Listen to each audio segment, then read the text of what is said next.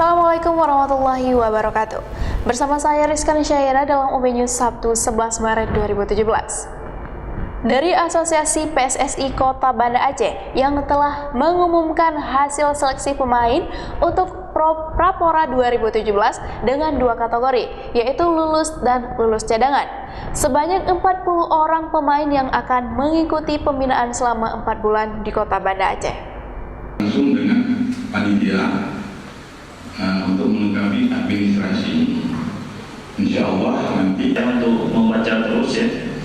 Ini seperti dijelaskan oleh Ketua Asko tadi dan juga pesan dari Ketua Panitia, bahwasanya ada dua kategori, ada lulus dan ada lulus cadangan.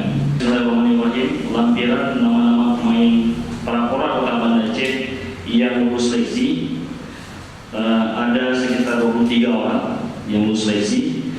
Pertama, Rahmat Sidiaki. Ada dia seleksi tahap pertama itu 100, kalau saya tidak salah lebih kurang 130 orang. Jadi pengumumannya ada dua tahap itu. Tahap pertama mereka langsung diumumkan di lapangan. Jadi dari 130 yang tinggal 63 orang. Sekian untuk berita hari ini, saya Rizkan Syaira dan segenap kru yang bertugas mengucapkan undur diri. Wassalamualaikum warahmatullahi wabarakatuh.